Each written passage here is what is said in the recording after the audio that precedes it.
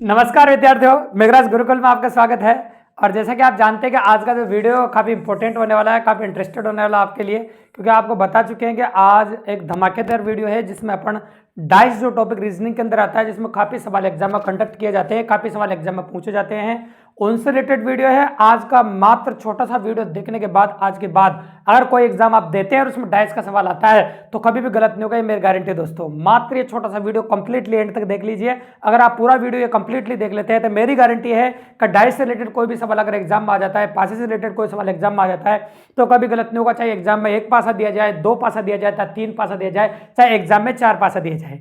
ठीक है दोस्तों, तो छोटी छोटी 2-3 बातें अगर आप ध्यान में रखते हैं तो पासा का कोई भी क्वेश्चन चुटकियों में कर सकते हैं। तो आइए बिना टाइम को बर्बाद किए हुए वीडियो को शुरू करते हैं दोस्तों। तो शुरू करते हैं फर्स्ट में। तो पहला इंपॉर्टेंट बात आपको बता देते हैं, जब एग्जाम में आपको एक ही पासा दिया जाए, प्रैक्टिकली अप्रोच सुनिएगा गौर से।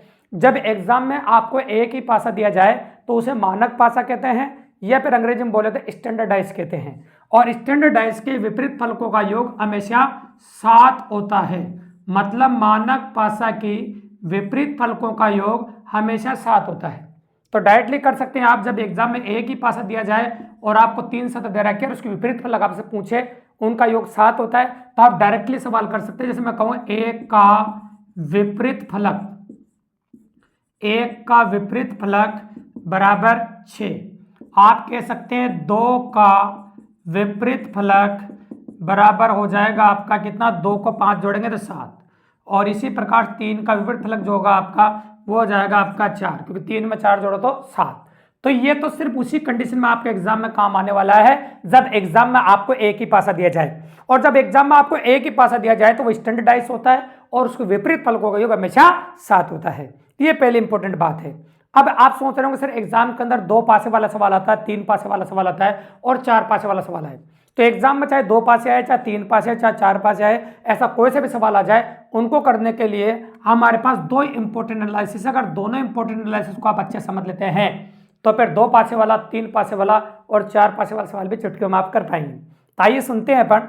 तो यदि दिए गए 2 पासों में, यदि दिए गए 2 पासों में 2-2 फलक आपस में समान हो, यदि दिए गए 2 पासों में 2-2 फलक आपस में समान हो, ये 2 पासे आपको दे रखे हैं इस प्रकार के, ये यदि दिए गए 2 पासों में 2-2 फलक आपस में समान हो, चाहे स्थान कोई सा भी हो, जैसे 2-5 और यहाँ पर 2-5 और ये 1-6 ले लिया अपन, तो इन दोनों पासों में 2-2 फलक आपस में समान है। मैं यही तो कह रहा हूं, जब दिए गए दोनों पासों में 2-2 फलक आपस में समान हो तो शेष बची फलकें एक दूसरे की विपरीत फलक होती है। तो हम कह सकते हैं आपके सामने 2-5 से 2-5 कैंसिल हो गया आपका, और 2-5 से 2-5 कैंसिल हो गया तो शेष बल की बची कौन सी बची है, 6 और 1। तो आप कह सकते हैं का 6 का विपरीत फलक जो होगा आपका वो 1 हो जाएगा और 1 का जो होगा आपका वो 6 हो जाएगा। सिर्फ यही पॉसिबिलिटी बनती है जब 2-2 फलक समान हो, या तो एक भी फलक समान नहीं हो तो तब वो हो जाएगा आपका। जब 2-2 फलक समान हो तब इसको लगाइए, और जब एग्जाम में एक ही फलक समान हो तब क्या होगा, देखो सुनो।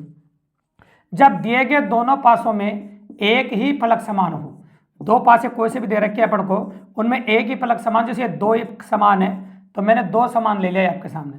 तो जब दिए गए दोनों पासों में एक ही फलक समान हो, तो यहाँ पर नोटिस करोगे तो एक ही फलक समान है 2, यहाँ पर भी है, यहाँ पर भी है। तो समान फलक से जरूरत के हिसाब से जो निकालना है, मतलब जरूरत क्या होती है, जो निकालना है, तो जरूरत के हिसाब से घड़ी की दिशा में और घड़ी की विपरीत दिशा में अपन घूमेंगे। तो अगर मान लो आपको 5 का चाहिए तो इसकी तरफ घूम जाइए, और 2 से इधर घुमाए तो फिर ये भी इधर ही घूमेगा। तो आप कैसे, 5 का विपरीत फलक 4 होगा और 4 का क्या होगा 5। किसी ने कहा सर ये दोनों ही नहीं चाहिए मुझे, तो चलो दोनों ही क्वेश्चन नहीं चाहिए तो फिर इधर घुमा उल्टा, तो यहाँ कितना आ जाएगा 6, और इधर घुमाओगे तो कितना आ जाएगा 1।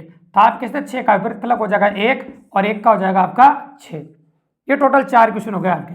लेकिन किसी ने कहा इन चारों में से कोई सा भी नहीं पूछा है, तो भैया जब एग्जाम वाला चारों में से कोई सा भी नहीं पूछता है तो अंत में जो दोनों में कॉमन होता है उस सतह को पूछ लेता है। तो दोनों में कॉमन कौन सा है बताओ, 2। जब दोनों में कॉमन 2 है तो जो गिनती में 6 तक जो अंक नहीं दर्शाया जा रहा है दोनों पासों में, वही आपका आंसर होगा। तो 3 नहीं दर्शाया जा रहा था, 2 का विपरीत फलक जो होगा आपका वो 3 हो जाएगा। मतलब 2 का विपरीत फलक जो होगा आपका वो 3 होगा, बिल्कुल सिंपली और काफी इजीली अपन कर सकते हैं आपके सामने। तो बिल्कुल इजीली है। तो याद रखिएगा ये तीनों इंपॉर्टेंट बातें अगर आप ध्यान में रखते हैं तो पासे का कोई भी सवाल चुटकियों में कर सकते हैं दोस्तों। चाहे एग्जाम में एक ही पास आए, चाहे 2 आए, चाहे 3 आए, चाहे 4 आए।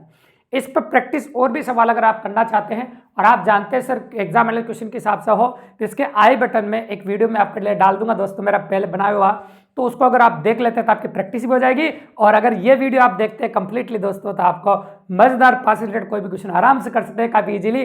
ज्यादा फालतू बातें और कोई कंटेंट आपको देखने की जरूरत नहीं है, काफी आसानी से आप कर पाएंगे। अगर आप मेरे चैनल पर नए हैं तो दोस्तों चैनल को सब्सक्राइब जरूर कर दीजिए, लाइक कर दीजिए, ज्यादा से ज्यादा अपने दोस्तों तक शेयर कीजिए, ताकि free of cost math reasoning मेरे चैनल के माध्यम से दोस्तों लोग पढ़ सके। धन्यवाद।